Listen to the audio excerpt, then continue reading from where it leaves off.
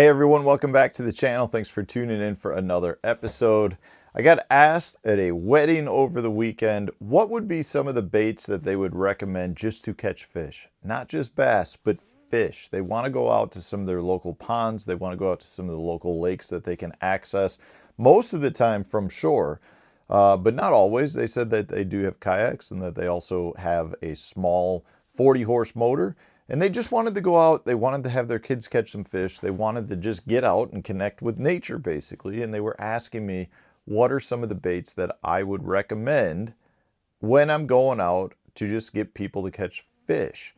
And that's a good question, because just because a bait catches a ton of bass doesn't necessarily mean that it will catch panfish or white bass or walleye or whatever lives in that lake. So today I've got for you some of the baits that I recommended to that individual, because these are ones that I think are just absolute fish catchers. I catch everything when I go out, not just bass. I catch literally almost anything that preys on moving creatures as a forage species for them will bite these baits. Today's video is brought to you by the Deep Dive app. This has had an amazing new update. As you guys know, I love the water clarity feature. As you can see right here, we're looking at Grand Lake, which just had a whole pile of rain come into it. It went from being really clear to having a lot of dirty water coming in the bottom end of it. Just an amazing feature to be able to determine where the clear water is versus the muddy water. So Deep Dive has just also introduced Stream Flow. Now this is a really cool feature that shows all of the water input coming into certain reservoirs and the amount of water coming in. So they measure it in cubic feet per second. You can see in this case, this is just a small creek, but then you can see the projected as well as the previous flows. If we move up the lake here, get into one of the larger rivers coming in, you can see here that we've got 490 cubic feet per second. And then it shows you that there's not much of a change expected. Now, if there's some rainfall coming, I'm sure those projections will change. If we scoot on over here to take a look at Kentucky Lake and Barkley Lake, much larger river systems, the Tennessee River, you can see what the projected outflow is going to be there, 28,000 cubic feet per second. Go check the Cumberland River here. We got 9.4 thousand cubic feet per second. Just an amazing feature that allows you to see all of the different water flows coming into the different parts of the lake. You can see which ones might be the most affected, which ones won't be affected, see what the projected outflow schedules are. A major feature to help you catch more fish. And that's on top of some of the other new features like the wind effects. Now, the wind effects is really cool because we've had wind effects as part of the app in the past, but all it did is show where the wind was hitting the shoreline the most, as you can see from the dots, the orange and bright red dots, which indicate where the wind is really striking. But now the wind feature also indicates what the wave action is like on the lake itself. So some of the features you're going to get from this is determining where to get from place to place safely by avoiding the heavy, rough water conditions. You'll be able to determine where you may have some of the strongest current flow and some of the places where you can fish to stay protected. Now, along with that, you still have some of my favorite features like the patterns that you've got on the lake that indicate the best baits and lures to fish with. You've also got the water inflow app, which shows you where a bunch of the rain input comes in. That can be an amazing pattern to fish throughout the year. Just a great feature to have. So many positive features anytime you're fishing or using the Deep Dive app. Just points you in the right direction to catch more fish. Whether you're a tournament angler or a local fun fisherman that's just out to catch a few fish, the Deep Dive app will help you catch more fish next time you're out on the water. So the first one that I want to talk about is a small swim bait. Any of your small swim baits, 2-inch, 3-inch size swim baits, are dynamite anytime you're talking about just a straight cast and wind bait, meaning go out there, throw it wherever you're at. There's no real wrong place to fish it, and you will catch everything from crappie, perch, bass, walleye, northern, whatever it is that swims in those lakes will eat a small swim bait. So just grab a small, like I said, a 2.8, a 3.3 size swim bait like this one. Grab generally a lighter head, an 1/8 ounce size head is probably all that you really need. and go cast it around. It will catch fish for you. This is one of my absolute go-to baits anytime I've got a beginner in the boat because of how simple they are to use. Literally, throw it out, slow reel it back in. Yes, the more action you can impart, the stop and go, things like that will help you generate more strikes. But the reality is a small boot tail swim bait, just straight retrieved, can catch a ton of fish. Now along those same line, another straight cast and retrieve bait is an inline spinner. This is the Mepps Bronze Slammer, but the reality is any of your small inline spinners generate a ton of strikes. This is actually a little bit bigger than I would go. This is the size 5. I would drop down all the way down to a lot of your really small ones. We know how good inline spinners are at catching all game fish. Trout species love them.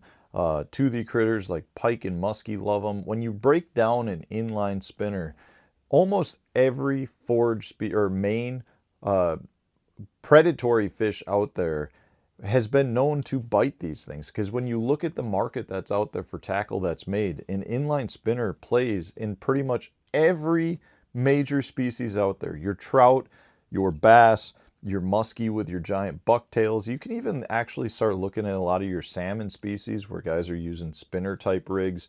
Same thing for walleye. You know, when you really break down like a crawler harness, that's just a spinner with a crawler behind it. These work just as good. It's amazing to me how the inline spinner has kind of been pushed to the wayside a little bit when it's been around for literally over 100 years. That's how good it is at catching fish. And you know, the smaller you go in size, the more you catch. You know, you go down to your really small little ones, you're talking about catching the smallest of trout species, the smallest of panfish species. Just a great bait at generating strikes, and they work very, very good year-round. Same thing with the swim bait, great year-round style bait. Now, another one that I really like, that I think a lot of you out there that are diehard bass fishermen would probably agree with, is a Ned rig. Ned rigs are really good at just generating a lot of strikes from all species.